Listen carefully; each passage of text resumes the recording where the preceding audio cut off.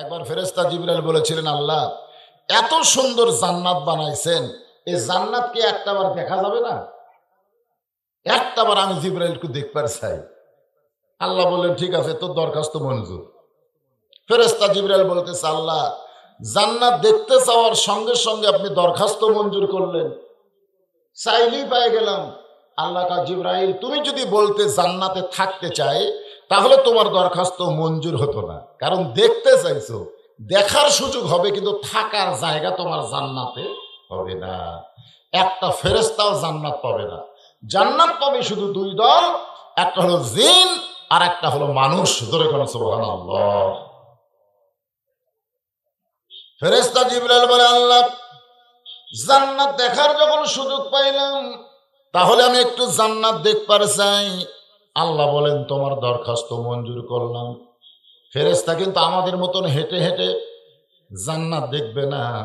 আল্লাহ ফেরেশতা জিবরাইলকে 600 পাখা দিয়েছে। ধরে করুন কয়শো। আর এত গতি, বুঝলেন? একদিন নবী বললেন, জিবরাইল লৌহে মাহফুজ থেকে আল্লাহর কোরআনের আয়াত নিয়ে আমি নবীর কাছে আসতে তোমার কত সময় লাগে? আপনি বলেন তো, কোথায় লৌহে মাহফুজ আর কোথায় হলো দুনিয়া? এই দুনিয়াতে আসতে কত সময় লাগে?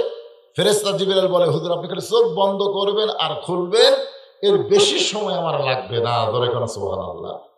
তাহলে জিবরাইলের গতি কম না বেশি? সেই গতি নিয়ে এই দুনিয়ার 1 বছর পর্যন্ত জান্নাত দেখলেন। এই দুনিয়ার সময়ের 365 দিন 1 বছর জান্নাত দেখার পরে জিবরাইল বললেন, আল্লাহ এত বড় জান্নাত এখন পর্যন্ত বর্ডার পাইলাম না। বর্ডার, আমাকে বাংলাদেশের বর্ডার আছে না ভাই, এখন পর্যন্ত সীমানা পাইলাম না। আল্লাহ বলে, জিবরাইল জান্নাত যদি হয় 16 আনা, তুমি সবে মাত্র দেখছো তার 1 আনা। বলে কোন সুবহানাল্লাহ। তাহলে 16। জিবরাইল দুনিয়ার 1 বছরে দেখছে কয় আনা? হেঁটে হেঁটে, উড়ে উড়ে। আর ওড়ার গতি কি? আলোর চাইতো, আলো প্রতি সেকেন্ডে 86 লক্ষ বর্গমাইল, তার চাইতো বেশি গতি আল্লাহ দিয়েছেন জিবরাইলকে। ধরে কোন সুবহানাল্লাহ। এত বড় জান্নাত। ফেরেশতা জিবরাইল কয়, আল্লাহ এত বড় জান্নাত, এত বড় জান্নাত আপনি বানাইছেন যাদের জন্য আমার মনে হয় তারা কোনোদিন জান্নাত দেখে শেষ করতে পারবে না। আল্লাহ বলে, জিবরাইল আমার বান্দাকে জানো তুমি, কিন্তু চিনো না। ফাদখুলি ফি ইবাদি ওয়াদখুলি জান্নাতি। আল্লাহ ফেরেশতা জিবরাইলকে কি বলতেছে? আমার বান্দাকে তুমি জানো, জানা, কিন্তু চিনো না। আপনারা বলেন তো, জানা আর চিনা এই দুটা কি এক? দুটা কিন্তু এক না। জানা আপনি জানতে পারেন, আপনি জানতে পারেন, কিন্তু আপনি চিনতে পারবেন না। এই যে কোরআন শরীফ যে পৃথিবীর শ্রেষ্ঠ কিতাব, আপনারা কি জানেন না? জানেন কি জানেন না? কিন্তু এই কোরআন কি আপনারা চিনেন? কবে চেনা যাবে? এই কোরআন শরীফ বাংলার মানুষ কবে চিনবে?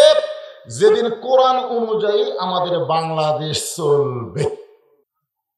আল্লাহ বললেন, জিবরাইল এত বড় জান্নাত আমার বান্দার জন্য আমি খামাকা তৈরি করি নাই।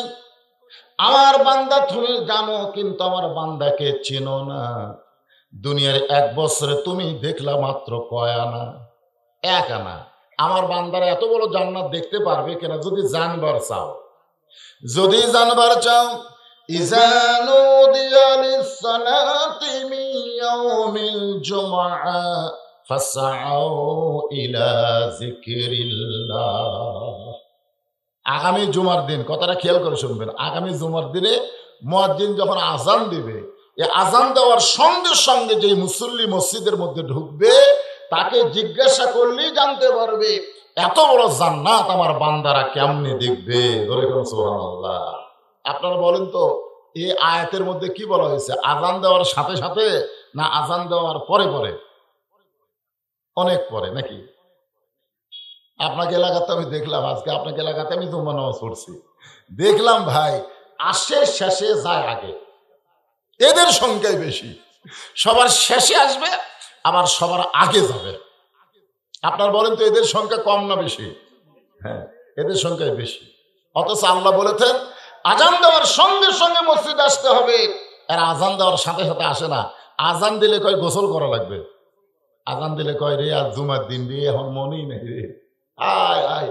একেবারে সবার শেষে আসলো, বেচার শেষে আসলি একটু আফসোস কর, একটু তওবা কর যে আমি আল্লাহর কোরআনের আয়াতের সঙ্গে গাদ্দারি করেছি, আল্লাহর হুকুমের সঙ্গে গাদ্দারি করেছি। আমি পরে আইলাম, একটু সবার শেষে বার হবে না, না না না, ওই পরে এসে আবার আগে বার হবে। এই প্রতিযোগিতা আছে না নাই, ধরে আছে না, এই প্রতিযোগিতা এরা বেশিরভাগ যুবকেরাই করতেছে। আপনি যদি একটা যুবককে বলেন যে জুম্মার নামাজ সর্বসাকল্যে কয় রাকাত, ওই জানি না, ওই খালি জানে 2 রাকাত, শেষে আসা আগে যায়, এরা কয় রাকাত, এ ধরে কোন কয় রাকাত। জুমার নামাজের কিছু নামাজ না পড়লে আপনার জুমার নামাজই হবে না। তার মধ্যে প্রথম 2 রাকাত হলো দুখুলুল মসজিদ। আপনি যে মসজিদের মধ্যে ঢুকেছেন, ঢোকার সঙ্গে সঙ্গে আপনাকে 2 রাকাত নামাজ পড়তেই হবে। ধরে কোন কথা। আজকে অনেক যুবকের এটা জানে না। একটু মনোযোগ দিয়ে শোনেন। আল্লাহ বলেন, জিবরাইল, আগামী জুমার দিনে আজান দেওয়ার সঙ্গে সঙ্গে যে মুসল্লি মসজিদের মধ্যে পা দিবে তাকে জিজ্ঞাসা করলে জানতে পারবে এত বড় জান্নাত আমার বান্দারা কেমনে দেখবে। জুমার দিনে যখন জিবরাইল মসজিদের পাশে আল্লাহর হুকুমে দাঁড়িয়ে আছে, হযরত বেলাল আজান দিয়েছে। যিনি বেলাল আজান দিয়েছেন তিনি হলেন পৃথিবীর শ্রেষ্ঠ মুয়াজ্জিন। ধরে কোন কি মুয়াজ্জিন? এখনকার মুয়াজ্জিনের আজান শুনে কত মুসল্লির কানের মধ্যে ঢোকে, আর বেশি কিছু হয় না। কিন্তু হযরত বেলাল যখন আজান দেয়, ওই আজান শুধু মুসল্লির কানে না, ওই আজান আল্লাহর আরশ পর্যন্ত পৌঁছে যায়। সুবহানাল্লাহ। একবার রাসূল বললেন, সাহাবীরা, মুয়াজ্জিনের ফজিলত তোমরা জানো? সাহাবীরা বললেন, হুজুর আপনি যদি বলেন তাহলে আমরা শুনি। রাসূল বললেন, হাসরের ময়দানে আমার মাথার চাইতেও মুয়াজ্জিনের মাথা উপরে যাবে। মানে আমি নবীতে দাঁড়িয়ে থাকবো, আমার পাশে যদি কোনো মুয়াজ্জিন থাকে, মনে করো বেলাল, এই বেলালের মাথা আমার মাথার চাইতে উপরে থাকবে। শুধু মাথা থাকবে না, মাথাতে আল্লাহ একটা নূরের টুপি পরায় দিবে, যে টুপির আলো দুনিয়ার পূর্ণিমার চাঁদের চাইতেও বেশি হবে। ধরে কোন সুবহানাল্লাহ। সব সাহাবী দাঁড়িয়ে বলে, ইয়া রাসূলুল্লাহ, তাহলে আমরা সকলেই মুয়াজ্জিন হওয়ার চাই। আল্লাহ বলেন, এত সোজা না, মুয়াজ্জিন সিলেক্টেড হয় আল্লাহর পক্ষ থেকে। ধরে কোন সুবহানাল্লাহ। আপনি চাইলেই মুয়াজ্জিন হতে পারবেন না। আজকে আপনাদের মসজিদের যারা মুয়াজ্জিন, তারা কিন্তু আল্লাহর পক্ষ থেকে সিলেক্টেড ভাইজান। কারণ দুনিয়ার সমস্ত নামাজের আজান আপনি ঘড়ি দিকে দিতে পারেন, কিন্তু ফজরের নামাজের আজানে আপনাকে চেতন কে করে দেয়? এই মুয়াজ্জিন, আপনাকে চেতন কে করে দেয়? আপনি যে সবার চেতন করেন। আর সালাতু খায়রুম মিনান নাওম, ঘুম থেকে নামাজ অতি উত্তম। আল্লাহ কয়, মুয়াজ্জিন তুমি কইলে ঘুম থেকে নামাজ অতি উত্তম, তোমার ঘুম ভাঙ্গালো কে? তোমার ঘুম কোন মুয়াজ্জিন ভাঙ্গায়নি, স্বয়ং আমি আল্লাহ তোমার ঘুম ভাঙ্গাইয়া আমার ঘরে তোমারে পৌঁছায় দিয়েছি। সুবহানাল্লাহ। আল্লাহ রাসূল বললেন, সবাই মুয়াজ্জিন হবার চাইলেও মুয়াজ্জিন হতে পারবে না। মুয়াজ্জিন হতে গেলে আল্লাহর খাস রহমত লাগবে। আমার বেলালের উপরে আল্লাহর খাস রহমত রয়েছে। সমস্ত সাহাবীরা বললেন, হুজুর বেলালের উপরে আল্লাহ খাস রহমত কেন করলেন? নবী বললেন, বেলাল, তাহলে তোমার জিহ্বাটা বের করে তোমার সাথী ভাইদেরকে দেখাও। এবার আল্লাহ নবীর কথা মতো হযরত বেলাল জিহ্বাটা বের করে যখন সাহাবীদের সামনে বের করলেন, অনেক সাহাবী জানে না, কারণ নবীর তো বেশি সাহাবী মক্কাত হয়নি, মাত্র 320 জন সাহাবী 13 বছরে। আর মদিনায় আসার পরে নবীর সাহাবীর সংখ্যা বৃদ্ধি পেয়েছে। ধরে কোন সুবহানাল্লাহ। কারণ নবী যখন মক্কা থেকে মদিনায় হিজরত করেন, তখন নবীর সাহাবী ছিল 320 জন। তার মধ্যে 17 জনকে ওরা পিটাই মারছে। মারছে কতজন? 17 জনকে কাফেরেরা পিটাই মারে ফেলে দিচ্ছে। আর 303 জন সাহাবী নিয়ে নবী মক্কা থেকে মদিনায় হিজরত করেছিলেন। মদিনায় আসার পরে মাত্র 8 বছর, জোরে বলেন কয় বছর? 8 বছর পরে নবী মক্কা বিজয় করলেন। নবীর সঙ্গে তখন ছিল 10,000 সাহাবী। তাহলে 13 বছরে কয়শ? 300 না, 13 বছরে মক্কায় কয়শ? 300। আর মদিনায় যাওয়ার পরে 10,000 কেন হলেন? কি জন্য মদিনায় যাওয়ার পরে নবীর সাহাবী বৃদ্ধি পেলেন? কারণ হলো মক্কায় শুধু নবী ইমাম ছিল, নেতা ছিল না। আর মদিনায় নবী ইমামও ছিল, নেতাও ছিল। ধরে কোন ঠিক কিনা? মক্কায় নবী ইমাম ছিল আর নেতা ছিল আবু জেহেল। এই জন্য মুসলমান বাড়েনি। কিন্তু মদিনায় যাওয়ার পরে নবী কিন্তু ইমাম, আবার নবী হচ্ছেন মদিনার রাষ্ট্রপতি। ধরে কোন সুবহানাল্লাহ, সুবহানাল্লাহ ধরে কওয়া যায় না? আজকে আমাদের বাংলাদেশের অবস্থা হলো মক্কার মতো। আমরা হলাম ইমাম আর আবু জেহেল মার্কা লোকেরা হলো ক্ষমতার রাষ্ট্রপতি। কথাটা খেয়াল করবেন, কারণ সর্বসাকল্যে এই কোরআনের বিরুদ্ধচারণ 3টা শক্তি করছে। 3 শক্তি সব সময় এই কোরআনের বিরুদ্ধে, ইসলামী আন্দোলনের বিরুদ্ধে, আল্লাহর জমিনে আল্লাহর দিন গালেব করার বিরুদ্ধে সর্বসাকল্যে 3 দল বিরুদ্ধচারণ করেছে। এখনো এই 3 দলই করতেছে। এক দল হলো যারা ধর্ম নিয়ে ব্যবসা করে। কি নিয়ে ব্যবসা করে? ধর্ম নিয়ে ব্যবসা করার লোক বাংলাদেশ আছে না নাই? যারা বলে আমার দয়াল বাবার দরবারেতে কেউ ফিরে না খালি হাতে। আপনারা বলেন তো, ইয়াকা নাবুদু ওয়া ইয়াকা নাস্তাইন, এইটা যখন নামাজে আপনি দাঁড়ায় বললেন, তখন বলেন তো দয়াল বাবার কোনো খাওয়া আছে? ধরে কোন দয়াল বাবার কোনো খাওয়া আছে? আল্লাহরে ধন নবীরে দিয়া, আল্লাহ আছে গায়েব হইয়া, নবীর ধন খাজানিয়া শুয়ে আছে আজমিরে, কেউ ফেরে না খালি হাতে খাজারে তোর দরবারেতে। আপনারা বলেন তো এটা তাওহীদ না শিরক? এই সমস্ত ধর্ম ব্যবসায়ী যারা ধর্ম নিয়ে ব্যবসা করে, মানুষের সেন্টিমেন্টের জায়গায় হাত দেয়, ওই সকল ধর্ম ব্যবসায়ী কোনোদিন চাবে না যে আল্লাহর কোরআন দেয়া বাংলাদেশ চলুক। কারণ ওরা জানে কোরআনের শাসন যখন চালু হবে তখন ধর্ম ব্যবসা বাংলাদেশ থেকে নিষিদ্ধ হয়ে যাবে। ঠিক কিনা? মাজার নিয়ে কোনো ব্যবসা চলবে না। হ্যাঁ, এরা হলো ধর্ম ব্যবসায়ী 1 নম্বর। এরা চায় না যে আজকে যে আল্লামা সাইদি হুজুর জেলের মধ্যে আছে, আপনারা বলেন তো কি কারণে? এই আল্লামা সাইদি হুজুর 50 বছর কোরআনের হক তাফসীর করে আজকে জেলখানায় বন্দি থাকার একটাই কারণ, এই ধর্ম ব্যবসায়ীরা। এর ধর্ম ব্যবসায়ী ভাটা পড়েছিল, যার কারণে তার নামে মিথ্যা তারা কেস লেগে দিল। ধরে কোন কথা ঠিক কি না?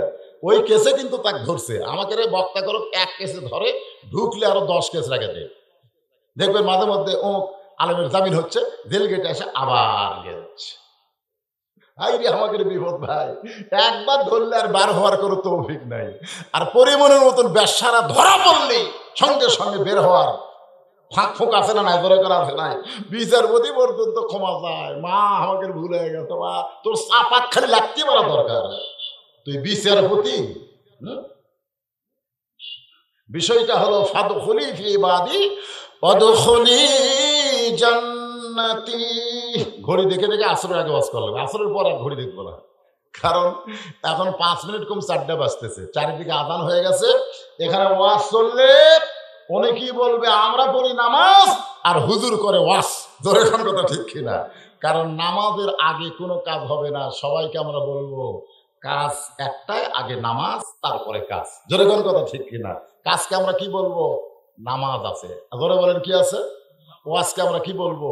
এখন আসরের নামাজ আছে। তো যে জায়গায় আমি ব্রেক করলাম, এই জায়গা থেকেই আসরের নামাজের পরে আবার শুরু হবে ইনশাআল্লাহ। এই যারা বেনামাজি এরা তো চিন্তা করতেছে এখন গেলে তো নামাজ পড়া লাগবে, তোমরা নামাজের পরে আসো, তোমাকে সাইড মতো ওয়াজ আছে, অসুবিধা নেই। এখন আমরা সবাই ইনশাআল্লাহ নামাজের জন্য কাতারবদ্ধ হই, কেবলামুখী হয়ে নামাজের কাতারবদ্ধ হয়ে যায়। আজান শেষ, নামাজ শুরু, ইনশাআল্লাহ সবাই কাতারবদ্ধ হয়ে যান। চাইতে ভদ্রতা, শালীনতা, এই ইবাদতের নাম হলো নামাজ। ফাদখুলি ফি ইবাদি ওয়াদখুলি জান্নাত। আপনারা বলেন তো, আমরা যে কাতারবদ্ধ হয়েছি, বাংলাদেশে যে 14 দল, 20 দল বা 22 দল, যত দল আছে, আছে না নাই? বড় আছে না নাই? আছে তো। যারা ক্ষমতায় আছে তারা হয়তো 14 দল, আর যারা ক্ষমতার বাইরে আছে তারা হয়তো 22 দল। আপনারা বলেন তো, 22 দল আর 14 দল যদি নামাজে দাঁড়ায়, এক এক দলের জন্য কি এক এক কাতার হয়? এরকম কি কোনোদিন দেখছেন? আমি নিজের চোখে দেখছি। মসজিদের মধ্যে 3 জন মুসল্লি, কোনো হুজুর নাই। কয়জন মুসল্লি?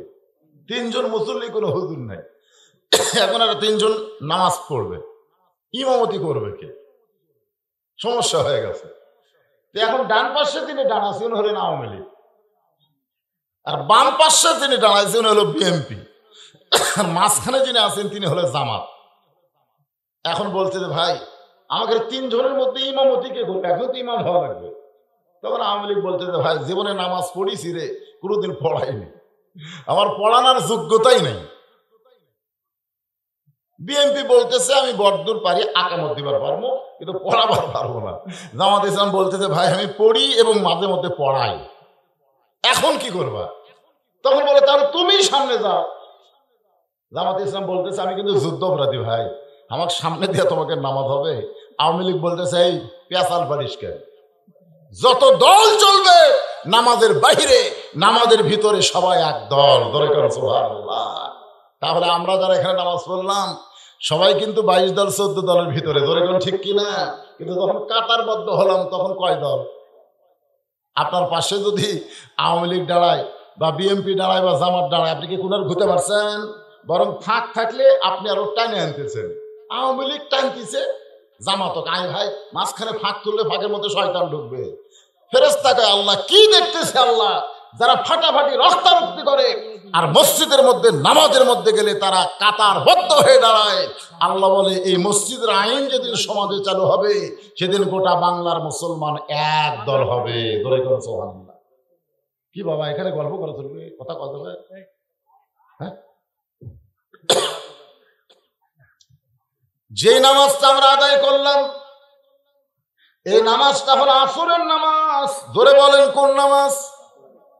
লাইলাতুল মিরাজে আল্লাহ যখন আসরের 4 রাকাত ফরজ নামাজ নবীকে দিচ্ছেন, আল্লাহ কিন্তু নবীকে শুধু ফরজ নামাজ দিয়েছেন 5 ওয়াক্ত মিলে হলো 17 রাকাত। জোরে বলেন কয় রাকাত?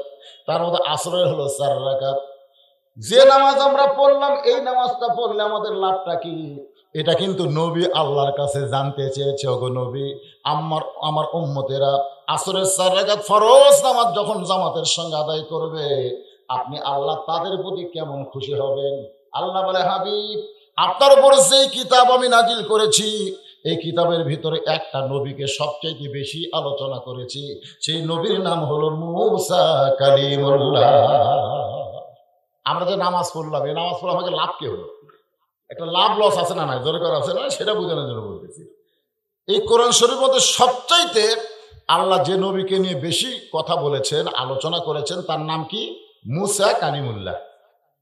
মুসা কালিমুল্লাহ মাঝে মধ্যে তুর পর্বতে যাইতেন, তুর পর্বত। ওইখানে গেলে আল্লাহর সঙ্গে তার ডাইরেক্ট কথা হতো।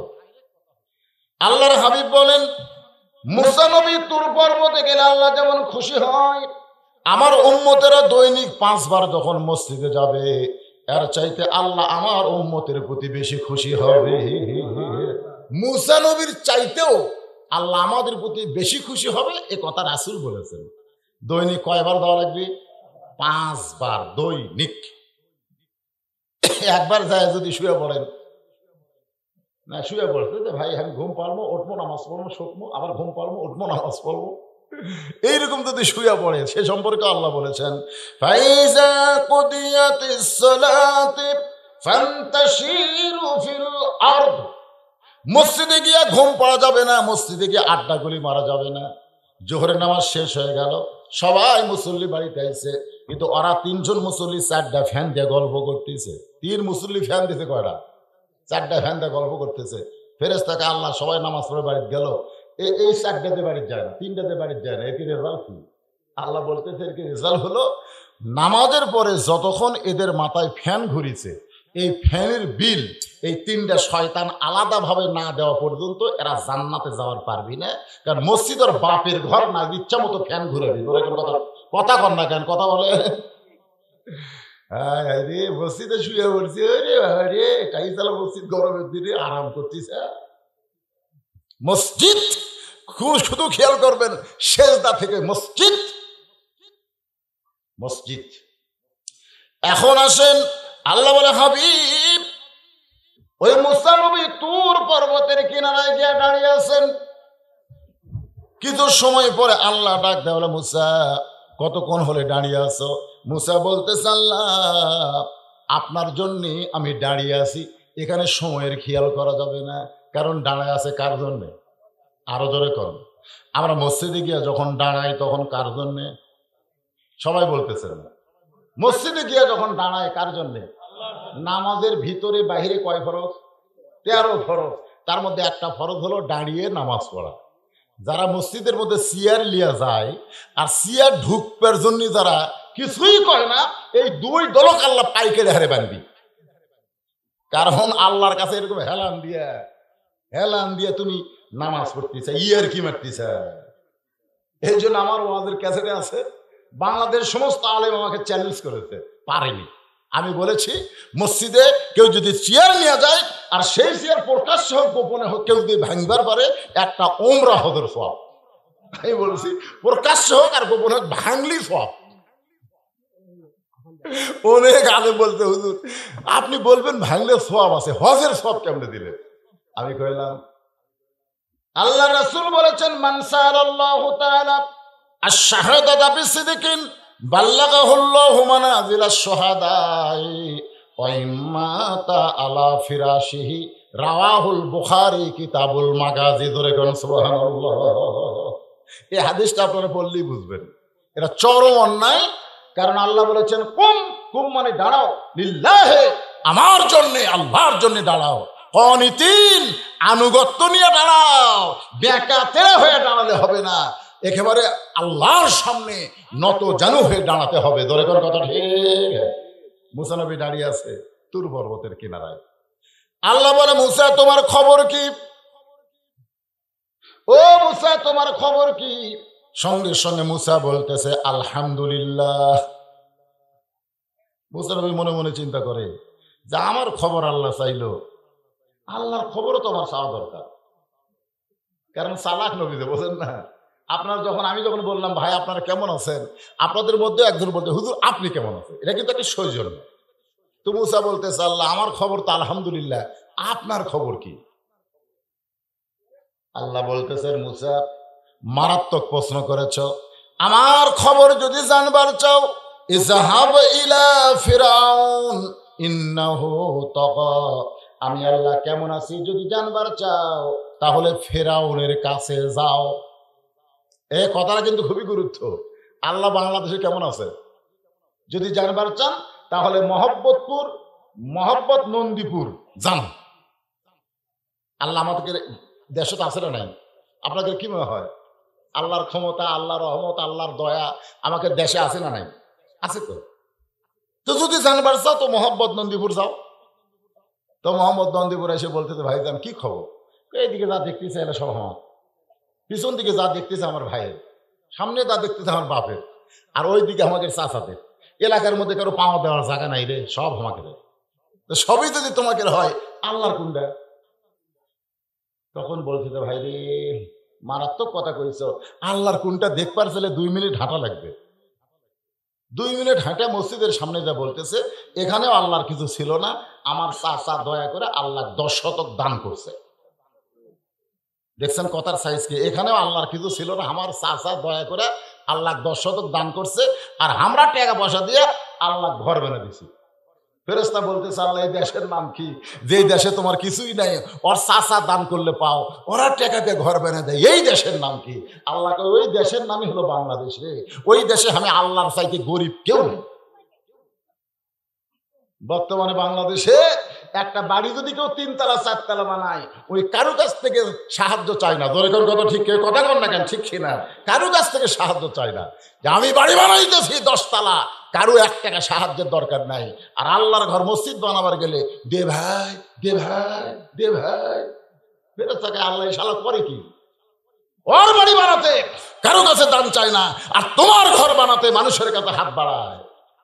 আল্লাহ বলতে এরাই তো আমার বাংলাদেশে ফকির বেনা দিছে। আজকে শোনেন, ফাদখুলি ফি ইবাদি ওয়াদখুলি জান্নাতি। আল্লাহর বান্দা হলি জান্নাত। এই বান্দা হওয়ার নমুনা কি, এই বান্দা হওয়ার নিয়ম কি, এগুলো আমাদের জানার দরকার আছে না নাই? দরকার আছে না নাই? এখন মুসা নবী আল্লাহ কেমন আছে দেখার জন্য ফেরাউনের কাছে গেছে। ফেরাউনের দরবারে গেছে আল্লাহ কেমন আছে এইটা দেখার জন্য। মুসা নবী গিয়ে দেখে ফেরাউন জিকির করতেছে, আনা রব্বুকুমুল আলা, আনা রব্বুকুমুল আলা, আমি হলাম সবচাইতে বড় আল্লাহ। আপনারা কিছুই কর না পারে। ফেরাউন কি ঠিক জিকির করছে? তাহলে নাউজুবিল্লাহ করা লাগবে না?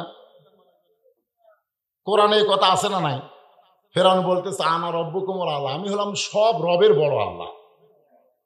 হায় হায় রে, সব চাইতে বড়। এই কথা যখন ফেরাউন বলতেছে, আপনারা বলেন তো মুসা নবী কিছুক্ষণ আগে তুর পর্বতে যার সঙ্গে গল্প করছে সেটা কে? আর মুসা নবী এখন আল্লাহ কেমন আছে দেখবার গেছে তার কাছে, সেটা কে? সেটা কিন্তু ওর নাম কিন্তু ফেরাউন না, ওর নাম ফেরাউন না, ওর নাম হলো কাবুস। এখনই মুসা নবী আল্লাহর সঙ্গে গল্প করছে, আর সেই মুসা নবীর সামনে একজন আল্লাহর দাবি করতেছে। আপনারা বলেন তো মুসা নবীর অবস্থার কি হবে? আজকে আমরা যারা কোরআন শরীফ পড়ি, প্রতিদিন যারা কোরআন পড়ি, কোরআনের তাফসির পড়ি, তাদেরকে যদি ফেরাউনের গোষ্ঠীরা কয় হুজুর এটা কোয়া যাবি না, এটা কোয়া যাবি না, তখন আমাদের অবস্থাটা কি হবে চিন্তা করে দেখেন। একটা ডাক্তারকে রুগী বলতেছে প্যারাসিটামল দেহে, প্যারাসিটামল দে। ডাক্তার কয় কে রে তোর প্যারাসিটামল লাগবে না কি লাগবে? আগে তো পরীক্ষা করি। পরীক্ষা করার আমি যা চাই তাই দে। আজকে আমরা ওয়াজ করবার গেলে আমরা ডাক্তার, শ্রোতারা কয় হুজুর এটা চলবি না, এটা চলবি না, তো চলবি কি? আল্লাহর বান্দার একটু মনোযোগ দিবেন। মুসা নবীর হাত এভাবে চুলকায়, হাত চুলকায়। আল্লাহ বুঝবার পারছে ফেরাউন যে জিকির করতেছে, মুসা এখন কথার ব্যবহার না করে হাতের ব্যবহার করবে। ধরে কোন কিসের ব্যবহার? এক নম্বর ব্যবহার হলো হাত দিয়ে। ধরে কোন কি দিয়ে? কথা কর না কেন? কি দিয়ে? হাত দিয়ে। দুই নম্বর না পারলে জবান দিয়ে। তিন নম্বর না পারলে নাউযুবিল্লাহ দিয়ে। এক নম্বর হলো হাত দিয়ে। মুসা নবী কেবল হাত চুলকাচ্ছে। আল্লাহ বুঝবার পারছে যে মুসা যদি ফেরাউনকে এক চড় মারে, আজরাইলকে মারাই চোখের মুনি উল্টে গেছে। কাক মারে? এ কথা কেন কাক মারে? আজরাইলকে একটা চড় মারছে ভাই, এক চড়ে চোখের মুনি বের হয়ে গেছে। যে আজরাইল চড়তে চোখের মুনি বার করে, তাই ফেরাউন মারলে কি হবে? এর আগে কিন্তু মুসা ফেরাউনের বাবুর্চিকে একটা চড় মারছিল, এক চড়ই শেষ। মানে এক দোকানের থেকে বাবুর্চি বাকি খাই, টাকা থাকলে কয় দোকান তুলে দেবো, তো দোকানদারের সব শেষ। ফেরাউনের বাবুর্চি বলতেছে ভাইজান এই যে লাখ লাখ টাকা বাকি আছে, টাকাটা না দিলে আমার দোকান তো বন্ধ হয়ে গেল। তোর দোকান বন্ধ হলে কি তুই আমাকে চিনিস? আমি ফেরাউনের লোক, আমি ফেরাউনের লোক রে। তো লোকটা রাস্তায় বসে যখন কান্দে, মুসা আসতেছে। মুসা বলে কান্দো কেন? বলে কান্দার কারণ হলো ফেরাউনের লোক আমার দোকানে বাকি খাইতে খাইতে দোকান শেষ, এখন টাকা চাইলে বলে আমি ফেরাউনের লোক। মুসা বলতে আমি আল্লাহর লোক। কুটি গেল ফেরাউনের লোক, ও যাচ্ছে সামনে যা বলতে টাকা দে। এই আমাকে চিনিস আমি কোন দল করি? আমাকে চিনিস? আমার দল বর্তমান ক্ষমতায় আছে। মুসা কাইকে রে পাগলা, কোনো দল ক্ষমতায় নাই রে, ক্ষমতায় আমার আল্লাহ আছে। দরকার কথা ওই বলতে আমার দল ক্ষমতায় আছে। মুসা কয় তোর দল আছে না আল্লাহ আছে? তোকে দেখায় বাম হাতে চর মারাও সারা, মরাও সারা। আল্লাহর দল যারা করে তার কে ক্ষমতা বেশি না মানুষের দল যারা করে তাদের ক্ষমতা বেশি? কারণ মানুষের দল তারা মানুষের ক্ষমতা দেখায়, আল্লাহর দল ক্ষমতা দেখায় কার? আরো জোরে বলেন তাবারাকাল্লাযী বিয়াদিহিল মুলকু ওয়া হুয়া আলা কুল্লি শাইইন কাদির। এই কয়টা ছেলে তোমরা বসবে না? খালি বসে দেখো, ওই জায়গা তোমাকে জান্নাত পাওয়ার ওসিলা হয়ে যাবে। খালি বসো, বিষয়টা হলো মনে ভুলে যাবেন না। ফাদখুলি ফি ইবাদি ওয়াদখুলি জান্নাতি। যে আল্লাহর বান্দা হবে কি? আচ্ছা আমার মায়েরা, কি রে এটা কি? সুবহানাল্লাহ, রাতের বেলা হলে তাও দেখা যেত না রে, দিনের বেলাকে ঘোরাফেরা দেখে তো।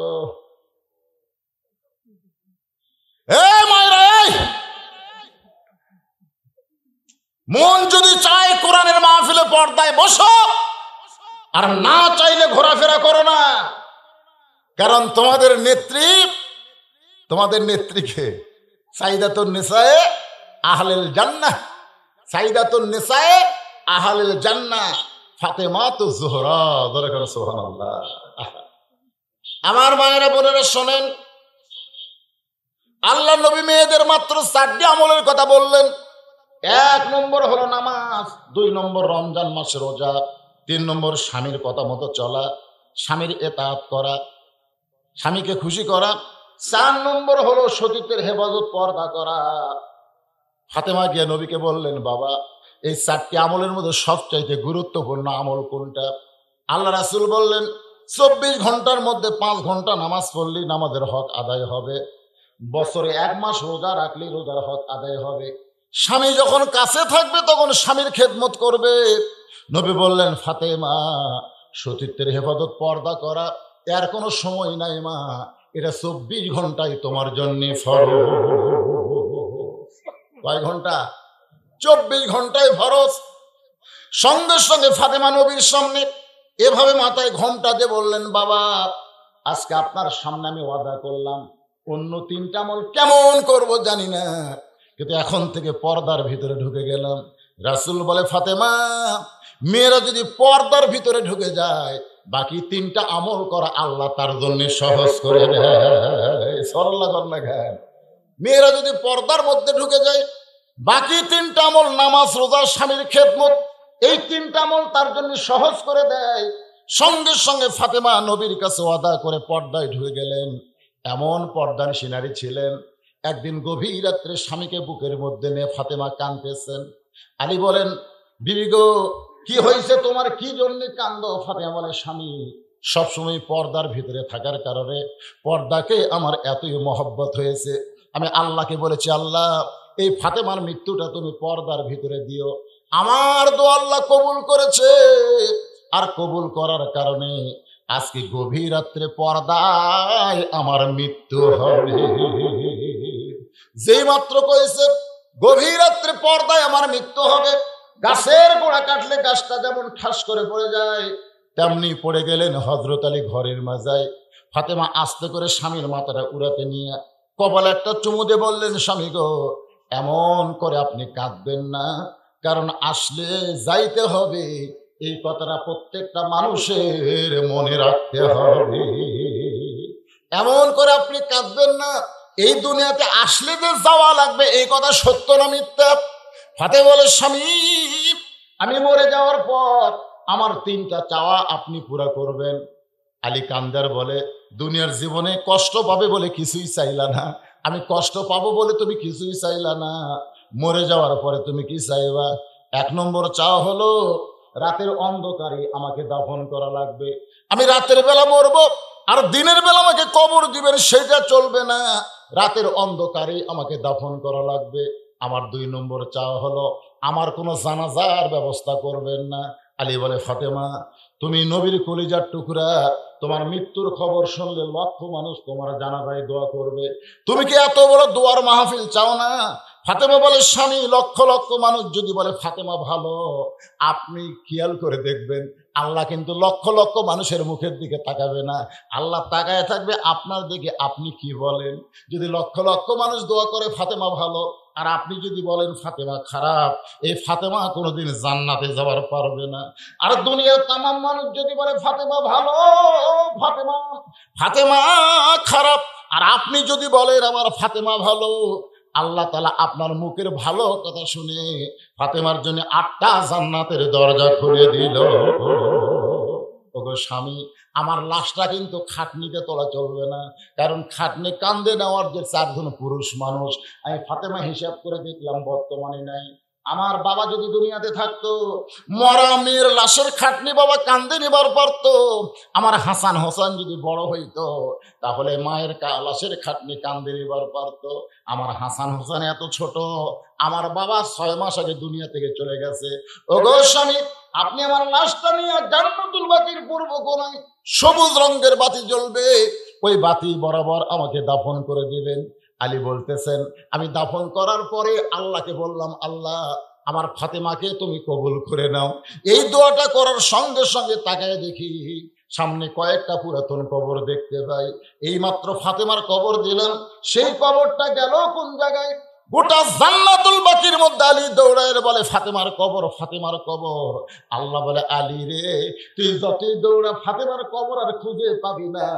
আমি আল্লাহ তাআলা ফাতেমাকে এত পছন্দ করেছি, তার পর্দাকে কবুল করেছি, তাকে জোহরা ডিগ্রি দিয়া তার কবরকেও পর্যন্ত আমি পর্দার মধ্যে ঢুকাইয়া দিছি। ও মায়েরা, সেই ফাতেমার সিগনেচার ছাড়া একটা মাও জান্নাতে যাওয়ার পারবে, একটা মাও জান্নাত যেতে পারবেন না। ও আর শুনবার আইছেন না, ঢং করবার আইছে না? দেখা যায় আর কেউ যায় নাকি দেখি তো। আর এই ইয়ং জেনারেশন কি হলো, আর বসে রাখে রে, বসে রাখে, আশ্চর্য ধরনের কথা। আপনার কি লক্ষণ ভালো? এদের ছেলেবেলা খালি ঘুরতেছে, লক্ষণ ভালো? বসো বাবা, বসো বসো বসো। একটা গান ছোটবেলায় শুনছিলাম, চাবি মাইরা দিছে সাইরা, চাবি মাইরা দিছে সাইরা, জনম ভর ঘুরিতেছে। শয়তান এমন চাবি মারা ছাড়া দিছে, এর আর বসার টাইম পায় না, খালি ঘরে খালি ঘরে। এই ঘোরাঘুরির পিছনে আর একটা কারণ হলো, ওরা যখন মায়ের পেটে ছিল তখন মা পেটত নিয়ে গোটা পাড়া ঘুরিয়েছে, ওই পেটের মধ্য থেকে ঘোরনি বেড়াম পাচ্ছে। এই জন্য একজন নেপোলিয়ন বলেছে, ভালো একটা সন্তান যদি চাও, ভালো একটা মায়ের দরকার। আগেকার বক্তারা মেয়েদেরকে ভালো ভালোবাসা শোনাবার পারেনি, এই জন্য পেটের বাচ্চা ঘোরাঘুরি করছে, এরকে ঘোরনি বেড়াম। এখন আমরা ডাচের ওয়াজ করি, আগামীতে যেগুলো বাচ্চা আসবে দুনিয়াতে, এরা একটাও আর্জেন্টিনার পতাকা, ব্রাজিলের পতাকা কোনোদিন টাঙ্গাবে না ইনশাআল্লাহ। সরকার বলছে 23 সাল হলো দুর্ভিক্ষের বছর, আর আমরা আলেমেরা বলছি 23 সাল দুর্ভিক্ষের বছর না, 23 সাল হবে পরিবর্তনের বছর। খালি লেখা রাখেন, লেখা রাখেন, বুঝতে পারেন আপনারা? গোটা বাংলাদেশ ঘুরতেছি আপনাদের দোয়ায়, পৃথিবীর বহু রাষ্ট্রে ঘুরি, দেখতেছি তো, দেখতেছি না? এবং আল্লাহ বলেছেন ইত্তাকু ফিরাসাতাল মুমিনিনা ফাইন্নাহু ইয়ানজুরু বিনুরিল্লাহ। খালি দুই চোখ দিয়ে দেখিস না, একটু অন্তরের চোখ দিয়ে তাকায় দেখ। এই যুবকের একদিন ইসলামী আন্দোলনের কর্মী হয়ে যাবে ইনশাআল্লাহ, ইনশাআল্লাহ। এই যুবক শুধু কিন্টাস মোবাইল নিয়ে ঘুরবে আর ফ্রি ফায়ার পাবজি গেম খেলবে না, না, এই যুবকদেরকে আর ছাড় দেওয়া যায় না। এদের কোরআনের শিকল দিয়ে কোরআনের মাহফিলে শুধু নয়, কোরআনের আন্দোলনের সৈনিক বানাতে হবে। ধরে ধরে ধরে, হ্যাঁ, ঘুরিস না বাতান, বস বস ঘরে। কি আজকের বিষয়? ফাদখুলি ফি ইবাদি ওয়াদখুলি জান্নাতি। আমার ভাইজান বলতেছিল, ভাই না বাপজান, কি বাপজান না ভাইজান, বাপজান বলতেছিল মেয়েরা ঘোরাঘুরি করতেছে, এক ওয়াজে ঘোরা বন্ধ। মাশাআল্লাহ, সুবহানাল্লাহ, আলহামদুলিল্লাহ। আমার মায়েরা, এই বুঝতেছেন না, আমার বাংলা ভাষা বুঝতেছেন না, এইবার যদি কেউ বার হন তারপরে। আসলে সময় কম, ওয়াজ করা লাগবে একটা বিষয়ের উপরে। বিষয়টা হলো ফাদখুলি ফি ইবাদি ওয়াদখুলি জান্নাতি। আল্লাহ জিবরাইল খাড়া করে তোছে, জুম্মার দিনে সবাই সর্বপ্রথম যে ঢুকবে তাকে জিজ্ঞেস করলি বুঝবে এত বড় জান্নাত আমার বান্দারা কেমনে দেখবে। মনে আছে না, ভুলে গেছে? আমি জিবরাইল খাড়া করে থুতে পারে, বেলাল আযান দিছে, এখন ঢুকবি কে, এটা শোনা লাগবে না? ওটাই তো বান্দারে, যাই প্রথম ঢুকবি ওটাই বান্দা, আর শেষে যাই ঢুকবি ওই কি। হ্যাঁ, সব আলোচনার মধ্যে বুঝা হবে ইনশাআল্লাহ। এখন মুসা নবী হাত চুলকাই, ধরে কোন কি চুলকাই? আল্লাহ বুঝবার পারছে মুসা মারবি, হাত দিয়ে আগে মারবি। এখন আল্লাহর সঙ্গে কথা কয়ে আসলাম, আর তুই আবার বলতেছিস আমার রব্বুকুমুল আল্লাহ। তাই তো বলতেছে আমি আল্লাহ কেমন আছি যদি জানবার চাও ফেরাউনের কাছে যাও, এই জন্যই তো আল্লাহ করেছে। সঙ্গে সঙ্গে আল্লাহ বললেন উদউ ইলা সাবিলি রাব্বিকা বিল হিকমাহ মাউইজাতিল হাসানাহ। আল্লাহ বলে মুসা হাত চুলকে লাভ নাই, হাত চুলকে লাভ নাই। আমি আল্লাহ কেমন আছি এটা তোকে জানার জন্য দেখবার করছি, তুই দেখবার যে হাত চুলকাস কেন? ফেরাউনকে সাইজ করতে গেলে ডাইরেক্ট সাইজ করা যাবে না, হিকমত অবলম্বন করা লাগবে। উদউ ইলা সাবিলি রাব্বিকা বিল হিকমাহ। আমি যে আল্লাহ তোরে জ্ঞান দিয়েছি, এই জ্ঞান খাটা, আগে হাত কেন, আগে জ্ঞান। প্রতিদিন বলতে সব মসজিদে যাই, তুই নামাজ পড়েও তো, আমি না পড়েও তাই, তুই কি হচ্ছে ভালো? লোকটা দেখতেছে এক নামাজের কথা বলে যে গরম হয়। কি করি আপনাকে এলাকায় সবচাইতে বড় হাটের নাম কি? দাড়ি দেওয়া হাট। দাড়ি দেওয়া হাটে 3:30টার সময় আর হাত ধরছে। ওই বলতেছে, ক্যারে ভাই, কোনো মসজিদে আজান দেয়নি, এখন নামাজেরও সময় হয়নি, তুই আবার হাত ধরলি কেন? বলে, ভাই রে, আজকে তোমাকে আমি নামাজের কথা কব না, শুধু আজ না, আর কোনো দিনও তোমাকে নামাজের কথা কব না। কারণ যতদিন কইছি তুমি একই কথা কইছো, তুই নামাজ পড়েও তো, আমি না পড়েও তুই, তো খামাখা তোমাকে নামাজের কথা খবর কেন? তো বলে, আজকে হাত ধরার কারণ কি? বলে, হাত ধরার কারণ হলো তুমি আমার ভাই, তোমাকে একটু প্রাণ ভরে খাওয়াবার চাই, চলো হোটেলে যাই। আপনি বলেন, আপনারাই বলেন, যাকে নামাজের কথা বললে যে গরম হতো, তাকে চা পান খাওয়ার কথা বললে আর গরম হবে? হাত ধরে নিয়ে গেছে হোটেলে, যা বলতে, পেঁয়াজি দাও, নিমকি দাও, জিলাপি দাও। এত কেন ভাই? খান ভাই, আপনি আমার ভাই না, খান। একেবারে খিলাতে 30 টাকা 40 টাকা পর্যন্ত যখন খাওয়াইছে, তখন আসরের আজান দিছে। কিসের আজান? আসরের নামাজের আজান দেওয়ার সঙ্গে সঙ্গে বলে, ভাইজান, এই মুয়াজ্জিনের কোনো কাজ কাম নাই, খালি আজান দেয়। আমি নিয়ত করছিলাম তোমার 50 টাকা খিলাবো, 40 খিলাতে আজান দিতে পারে, আবার একটা নিয়ত পুরো হলো না।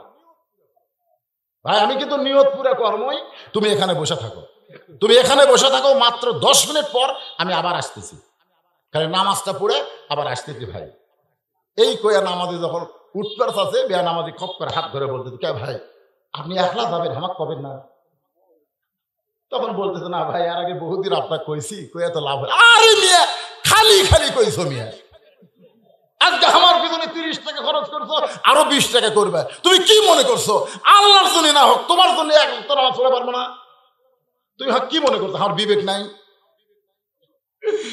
সুবহানাল্লাহ। তখন মনে করছে, আল্লাহ ডাইরেক্ট কয়ে কাম হয়নি, এবার হেকমতে মার হচ্ছে, তোর এখন কিসের মার? হেকমতে। তো বলে, ভাইজান, তাহলে চলো মসজিদে যাই। এবার মসজিদের কাছাকাছি এসে বলতে, তো ভাইজান, এতদিন শুধু নামাজের কথা বলেছি, নামাজের কথা বলতেই যে গরম হয়েছেন ভাই, আজকে আর একটা কথা বলবার চাই। বেনামাজি বলতেছি, তোর যা ইচ্ছা তাই বল। কি বলবি?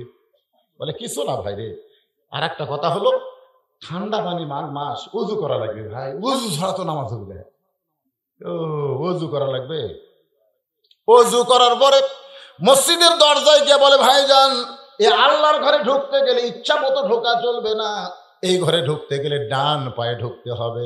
শুধু ডান পায়ে ঢুকলে হবে না, জবান খুলে একটা দোয়া পড়া লাগবে, আল্লাহুম্মা আফতাহ লি আবওয়াবা রাহমাতি। সকলে বলেন, আল্লাহুম্মা আফতাহ লি আবওয়াবা রাহমাতিক। এই ঘরের মালিকের যারা ইবাদত করবে, আল্লাহ কোরআনে বলেন, فَلْيَعْبُدُوا رَبَّ هَذَا الْبَيْتِ الَّذِي أَطْعَمَهُم مِّن جُوعٍ وَآمَنَهُم مِّن خَوْفٍ। এই ঘরের মালিককে, এই ঘরের মালিকের যারা ইবাদত করবে, আল্লাহ তাদেরকে সাথে সাথে 2টা পুরস্কার দিবে। 1 নম্বর পুরস্কার হবে, সেই দেশে কোনো দুর্ভিক্ষ হবে না, সেই দেশে কোনো দুর্ভিক্ষ হবে না। রিজিকের ব্যবস্থা করবে কে? আরো জোরে আল্লাহ বলতেছেন, ফালিয়াবুদু রাব্ব হাযাল বাইত আল্লাযী আত'আমাহুম মিন জু। যত প্রকার খাদ্য আছে, রিজিকের কোনো পেরেশানি তোমার ভিতরে থাকবে না, আল্লাহ তাআলা রিজিকের দায়িত্ব নিয়ে নেবে। 2 নম্বর পুরস্কার হলো, করোনার ভয় বলো, ডেঙ্গুর ভয় বলো, রোড ডাকাতির ভয় বলো, ছিনতাইয়ের ভয় বলো, সন্ত্রাসের ভয় বলো, যত প্রকার ভয় আছে, কোনো প্রকার ভয় আল্লাহ তোমার কলিজার মধ্যে রাখবে না। সমস্ত ভয় থেকে আল্লাহ তোমাকে পুরাপুরি নিরাপত্তা দিয়ে দিবে। তাহলে যেই দেশে নামাজ আছে সেই দেশে দুর্ভিক্ষ নাই। যেরকম যেই দেশে নামাজ আছে সেই দেশে দুর্ভিক্ষ। আমি প্রধানমন্ত্রীকে বলবো, বাংলাদেশের দুর্ভিক্ষ যদি দূর করবার চান, তাহলে বাংলাদেশের যুবকদের হাতে যেরকম অনলাইনে মোবাইল তুলে দিয়েছেন করোনার দোহাই দিয়া, অনলাইন ছাড়া লেখাপড়া হবে না। করোনার দোহাইতে মোবাইল তুলে দিয়েছেন, আর বাল্য বিয়ে আপনি বন্ধ করেছেন, কিন্তু সরকার বাহাদুর বাল্য প্রেম কিন্তু বন্ধ করবার পারেন নাই। বিয়ে করা হালাল, সেই বাল্য হালাল বিয়ে আপনি বন্ধ করেছেন, কিন্তু বাল্য প্রেম করা হারাম, সে হারামটা বন্ধ করতে পারেন নাই। যখন মোবাইল দিলেন, অনলাইন দিলেন, অনলাইনের উপরে কিন্তু নিয়ম রাখা দরকার ছিল। এই পাবজি হাবজি গেম আমার বাংলার যুবকদের মাথা থেকে বের করার দরকার আছে না নাই? এগুলো সব থেকে যদি বাংলার যুবককে আমি মুক্ত করতে চাই, আল্লাহ বলেছেন আল্লাযীনা ইম্মাক্কান্নাহুম ফিল আরদ, জমিনের মধ্যে কাউকে যখন ক্ষমতার চেয়ার দেওয়া হবে, এই চেয়ারের মালিক কিন্তু মানুষ না, চেয়ারের মালিক হচ্ছে আল্লাহ। ওই চেয়ারে বসার পরে তার 1 নম্বর কাজ হলো পদ্মা সেতু নির্মাণ করা, 1 নম্বর কাজ হলো বাল্য বিয়ে বন্ধ করা, 1 নম্বর কাজ হলো মাদক মুক্ত সমাজ গড়া। এগুলো একটাও 1 নম্বর কাজ না। আল্লাহ বলে 1 নম্বর কাজ হলো আকামুস সালাত, নামাজ কায়েম করে দাও। একবার নামাজ যদি কায়েম হইয়া যায়, এরা আর্জেন্টিনার পতাকা কোনোদিন টাঙ্গাবে না, এরা ব্রাজিলের পতাকা কোনোদিন টাঙ্গাবে না, ওরা খ্রিস্টান ইহুদির সঙ্গে বন্ধুত্ব করবে না। এদের কলিজায় নামাজ আদায় করার কারণে এরা এমন বান্দা হবে, দুনিয়ার জীবন সমাপ্ত হলেই এরা জান্নাতের মধ্যে ঢুকবে। তো বলতে যে ভাইজান, এই মসজিদের মধ্যে ঢুকতে গেলে নিয়ম হলো ডান পাও, ধরে কোন পাও? ডান পাও। আর জবান খুলে একটা দোয়া পড়ো, তোমার তো অভ্যাস নাই, কারণ তুমি তো কোনোদিন ঢোকোনি। তা আমার সঙ্গে পড়ো, আল্লাহুম্মা আফতাহলি আবওয়াবা রাহমাতিক। এই দোয়া পড়ে মসজিদের বারান্দা থুয়ে ওই সামনে কাতারে চলে গেছে, যা বলতেছে আল্লাহ আল্লাহ, আমার দায়িত্ব হলো বেনামাজি বান্দাকে তোমার ঘরে আনা। আমার দায়িত্ব কিন্তু হেদায়েত দেওয়া না, আমার দায়িত্ব হলো যেভাবেই হোক, ডাইরেক্ট হোক আর অ্যাঙ্গেলে হোক, যেভাবেই হোক তোমার বেনামাজিকে নামাজের জায়গা হাজির করে দেওয়া। সুবহানাল্লাহ। কার কাছে বলতেছে?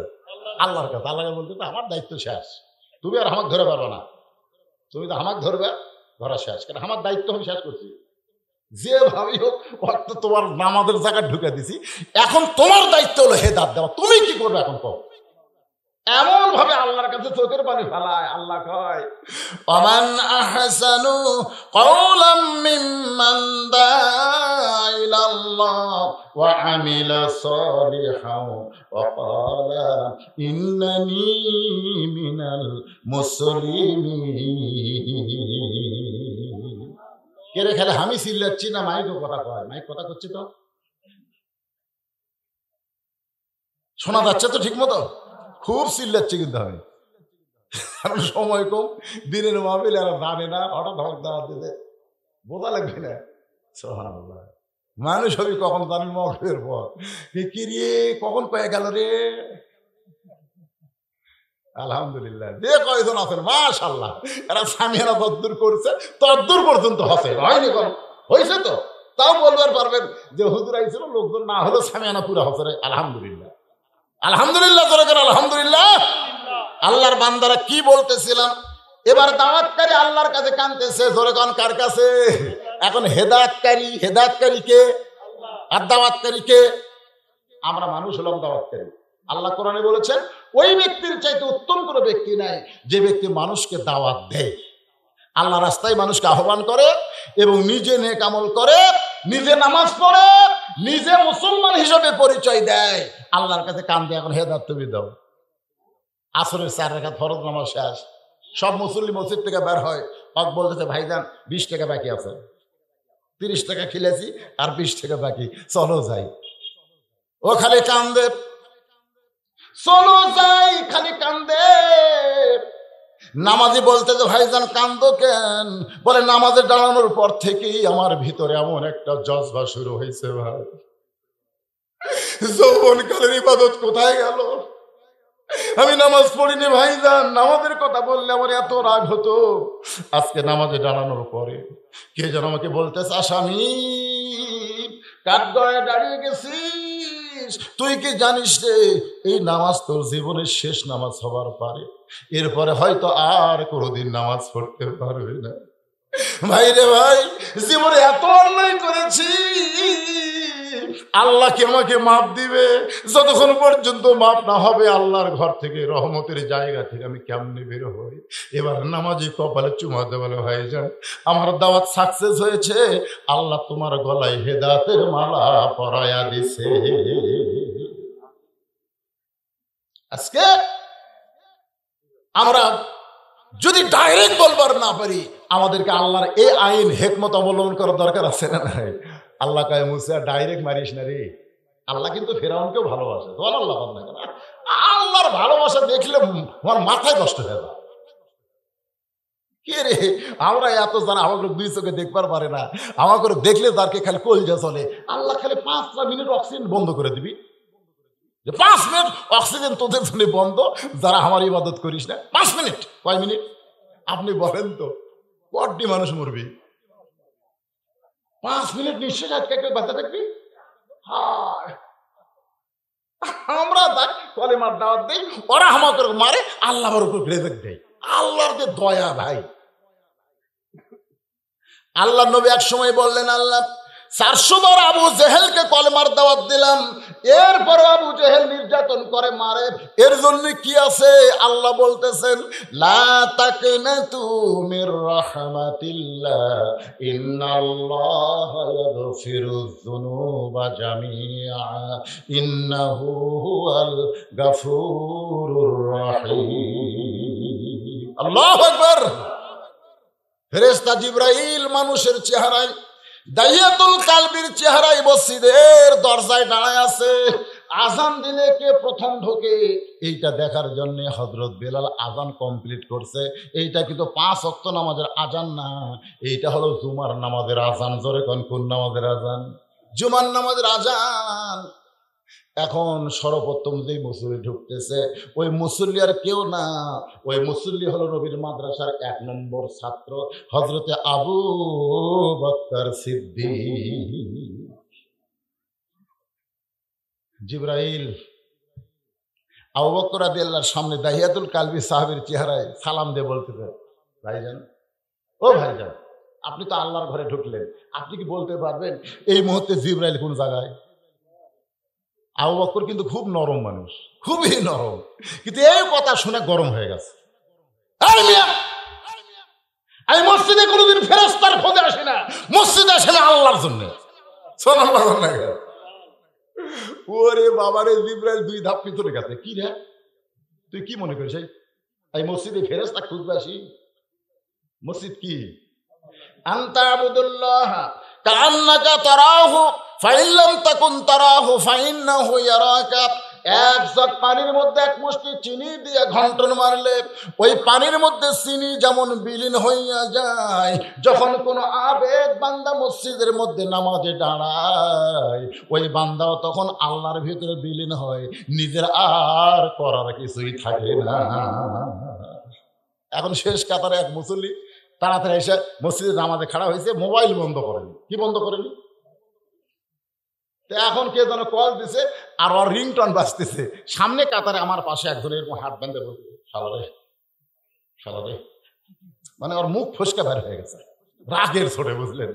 নামাজ শেষ করলে বললাম, কে ভাই শালারে শালারে কেন? বলে হুজুর খালি হাতটা এরকম বান্ধা না থাকলে ওর আমি চাপা ফাটাতাম। কেন তুই আল্লাহর ঘরে ঢুকবো, মোবাইল বন্ধ করে পারিস না? আমি বললাম, তাহলে আপনি যাবার পারেননি কেন? বলে হাত বান্ধা আছে। আল্লাহকে এটাই তো আমি দেখতে চাই, কারণ হাত বান্ধে আর কোনো কাম চলবে না। আমি আল্লাহর ভিতরে তোর অস্তিত্ব বিলীন করে দেওয়া লাগবে। দরকার কথা ঠিক? হ্যাঁ। তাহলে মসজিদে গেলে কার জন্য? ফেরেশতার জন্য না আল্লাহর জন্য? আবু বকর বলে, আমি ফেরেশতার খোঁজে আসি না, ফেরেশতা জিবরাইল কোন জায়গায় এইটা খোঁজা আমার কি দরকার? আমি আমার আল্লাহকে পাবার চাই। দাহিয়াতুল কালবি সাহাবীর চেহারায় জিবরাইল বলতেছে, গো আল্লাহর নবীর 1 নম্বর সাহাবী, আপনি কি বলতে পারবেন এই মুহূর্তে ফেরেশতা জিবরাইল কোন জায়গায়? আবু বকর চমকে উঠছে, একই প্রশ্ন বারবার করতে দেয়।